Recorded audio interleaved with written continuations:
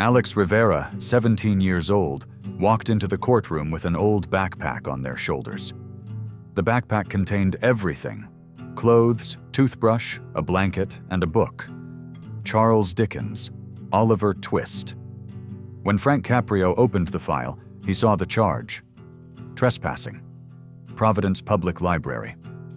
At 2 a.m., security found Alex sleeping, among the books in a quiet corner wrapped in a blanket. Frank looked at Alex, very young, very tired. And Frank noticed something. In Alex's eyes wasn't fear, it was shame. Deep, intense shame. Frank gently asked, "Alex, why were you sleeping in the library?" Alex lowered their head. Because I have nowhere else." At that moment, the courtroom fell silent. Because the answer was simple, but devastating. Alex's voice trembled. I was homeless for 6 months." Frank's brow furrowed. 17 years old and homeless? How? "Where's your family, Alex?" Alex hesitated. They kicked me out." "Why?" And Alex's answer would change everything. Alex took a deep breath. "Because I'm gay." The courtroom fell silent. Frank looked at Alex, young, fragile, but honest, for the first time saying it out loud, and scared. Frank spoke gently. "Alex, were you living with your family?" "Yes. In Providence. Small house. My mom, dad, little brother. Normal family.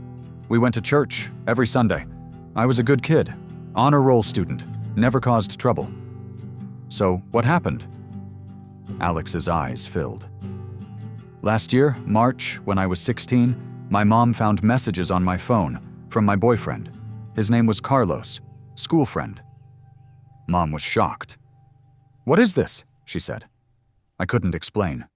Words wouldn't come. She understood. She called my dad. They sat, looked at me, and Dad asked, "Are you gay?" I said yes. First time I said it, and my world collapsed. Frank leaned forward. "What did they say?" Dad stood up, hit me, slapped my face. "You're a sinner," he said. "You're sick," he said. "You're not my son anymore." Mom cried, but didn't stop him. She said the same. "God won't forgive you," she said. "We didn't raise you like this," she said. That same night, they packed my suitcase, clothes, few books, put it by the door. "Go," they said. "You can't come back to this house. You're dead to us." Alex's voice broke. I was 16 years old, had nowhere to go, no money, but I walked out, because staying was worse. Frank's eyes filled. 16 years old, on the street, because of who they were. "But you haven't heard the most devastating part yet." "Alex," Frank asked gently. "After you left, what happened?" Alex clasped their hands together. "First night, I stayed at Carlos's house. His family didn't know the real reason. I argued with my family," I said. "Stayed a week. Then Carlos's mom learned the truth. My mom had called, told everything. Carlos's mom felt sorry, but not permanent, she said. Few more days, then you need to find another place. I stayed at friends' houses, 1 week each. But everyone got tired. Everyone had their own problems. And I became a burden. 3 months later, I couldn't find places to stay anymore. That's when I started sleeping on the street. Parks, bus stops, empty buildings. But the safest place was the library," Frank asked in surprise. "The library?" "Yes, Providence Public Library. During the day, I'd read there. Nobody questioned. Young, looked like a student. Evening, closing time, I'd hide in the bathroom. After staff left, I'd come out, sleep among the books, in quiet corners, with my blanket. And morning before they arrived, I'd hide in the bathroom again. Then come out like a normal reader. 6 months, I lived like that. Library became my home. Books became my family. Dickens, Twain, Rowling, they understood me. They didn't reject me." Frank's voice trembled. "Alex, did you go to school?" "No. Had to drop out. Because registration required family address. I didn't have one. I was like a ghost. Didn't exist in the system. Food? Shelters, church meals, sometimes from trash, but mostly I went hungry. Money? None. Dad closed my bank account. You're not family anymore, he said. Everything was taken from me. Frank stood up, turned to the court clerk. Linda, connect me to Rhode Island Child Services and the LGBTQ Youth Center. Now. Linda picked up the phone. Frank turned to Alex. Alex, listen to me. You're 17 years old. You're a child. And in this state, no child should live on the street, especially shouldn't have to hide in a library. But, Alex trembled. But I committed a crime. Trespassing. No.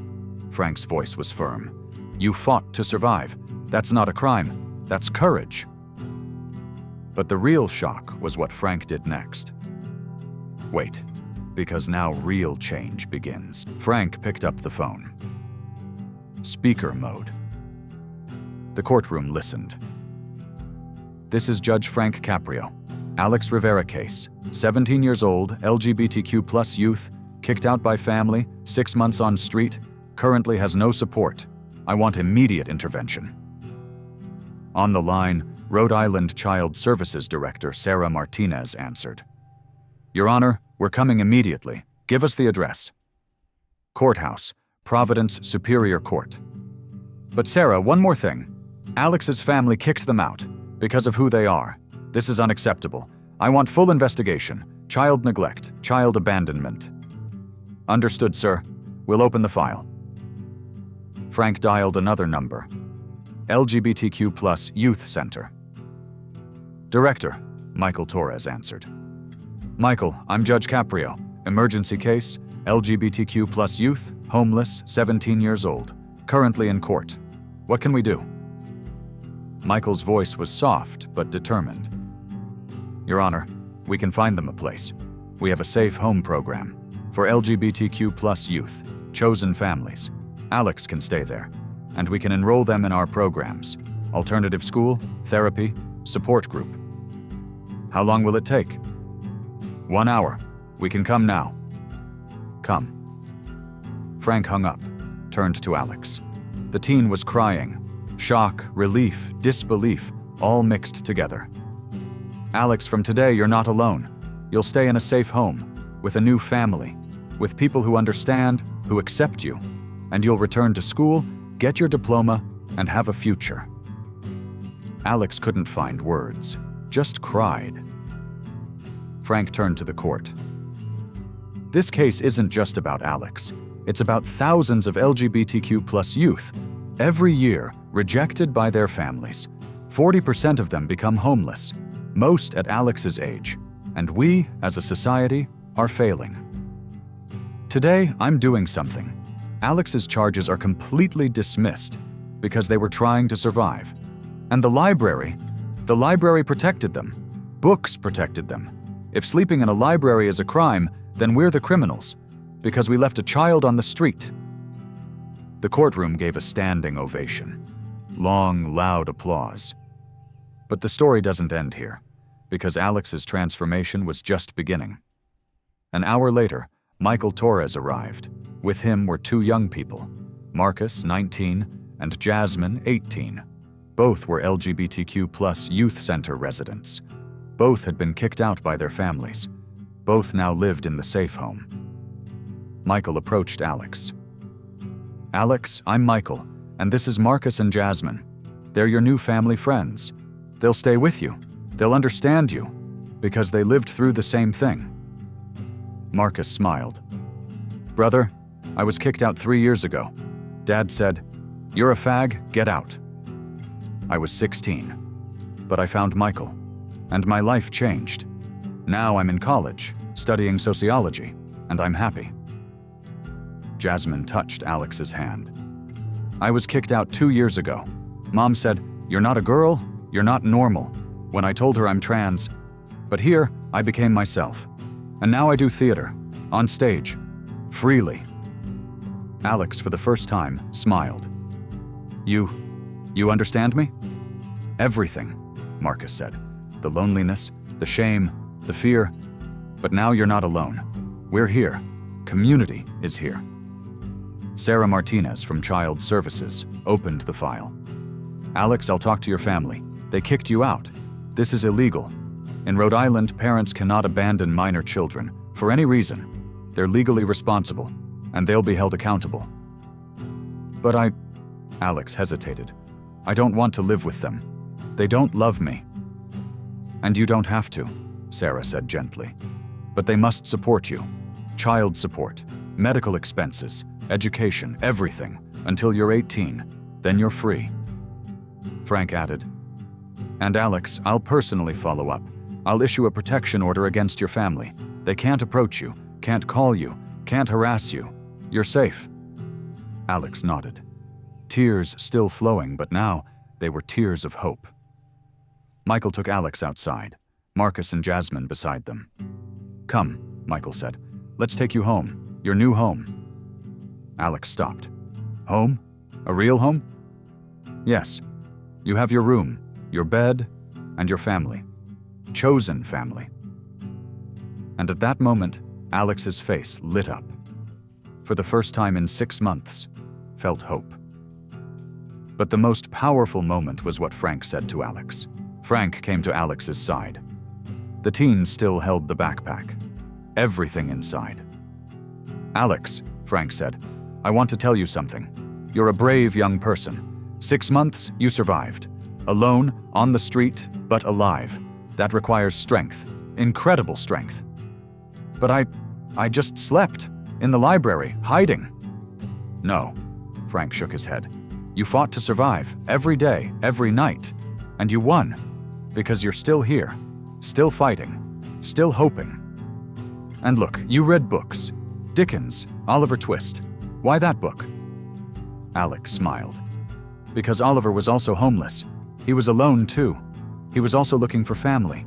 And in the end, he found it. I hoped too. Frank's eyes filled. And you found it. Today.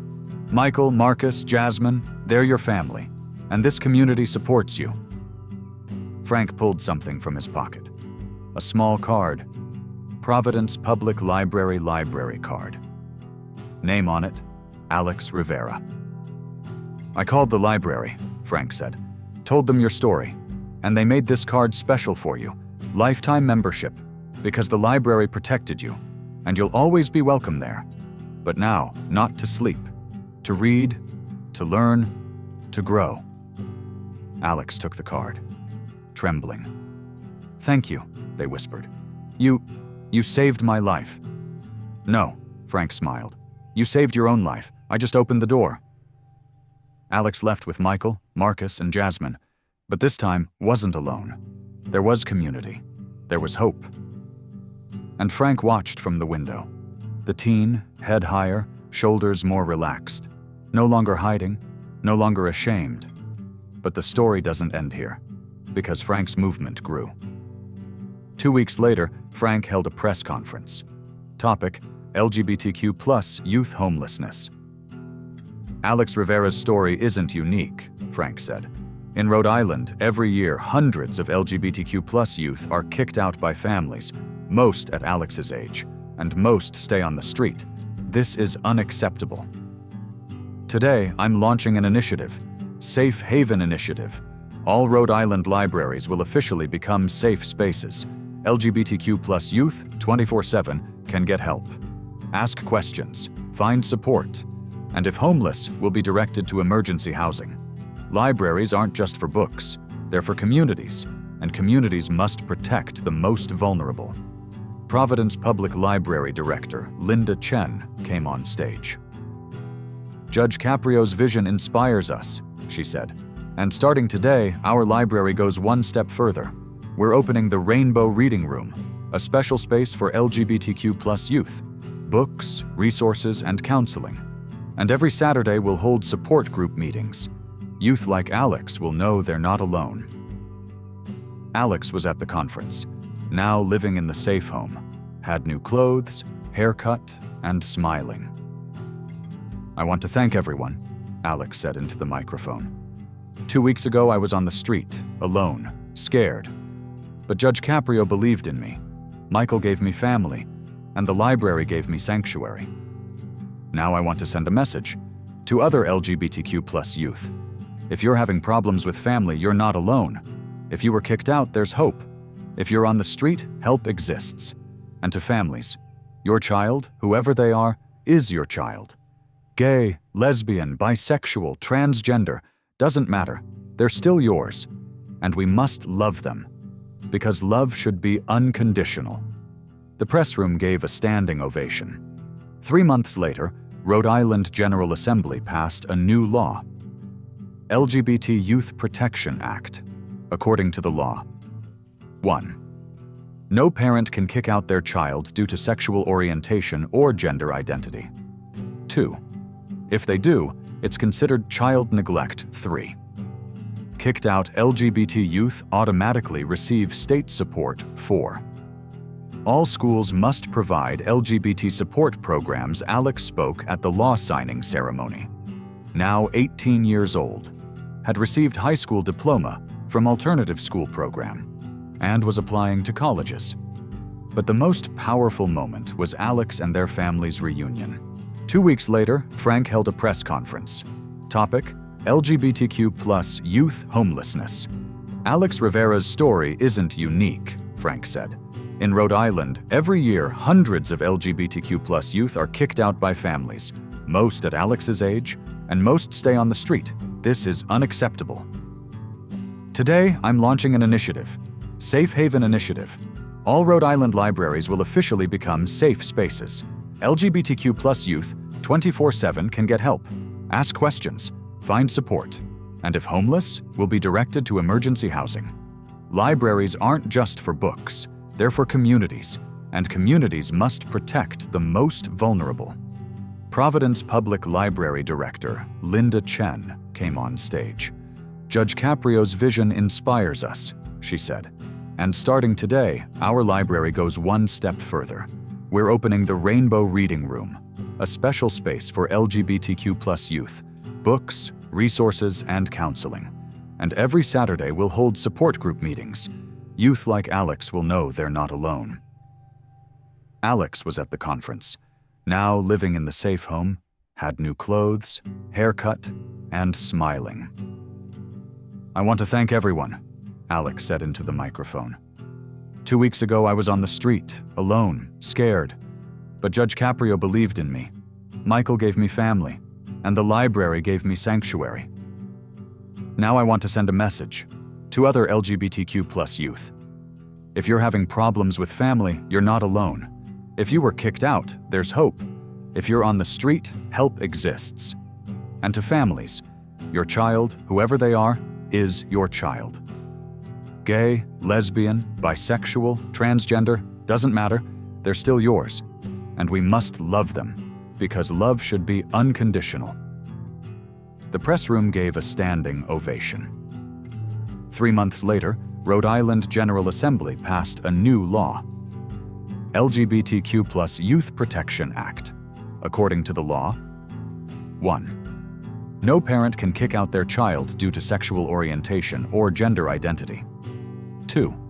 If they do, it's considered child neglect. 3.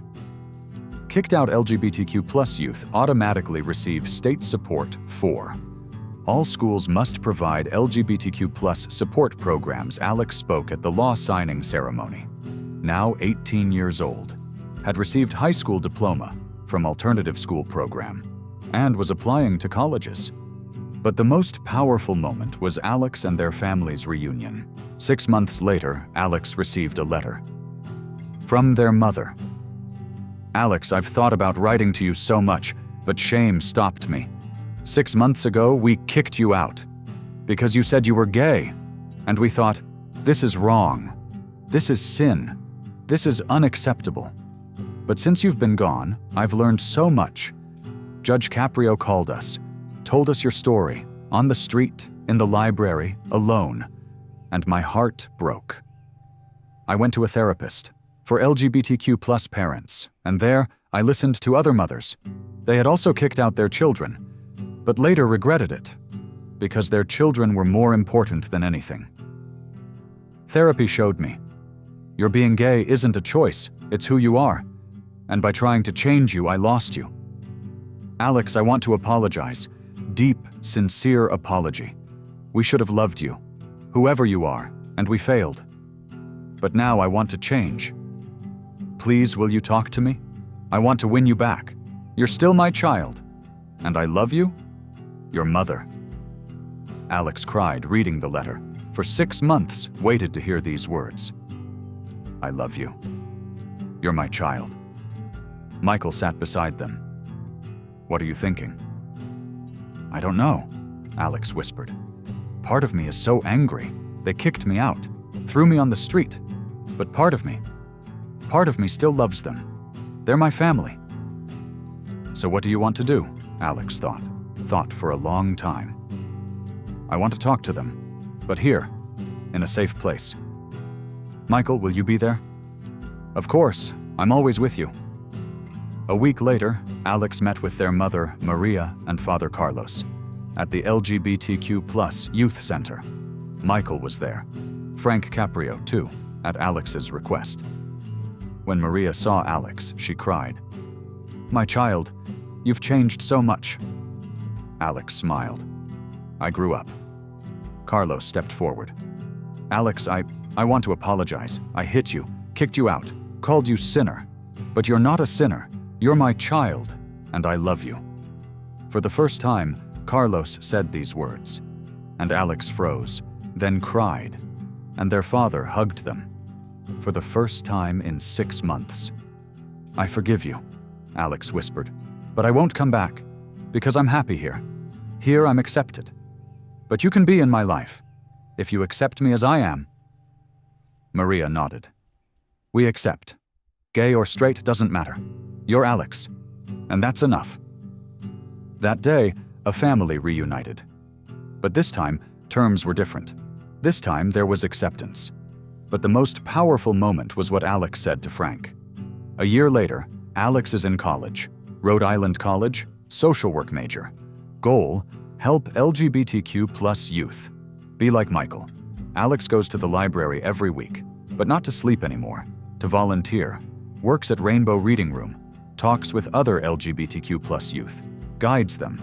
I was where you are, Alex says. On the street, alone, scared.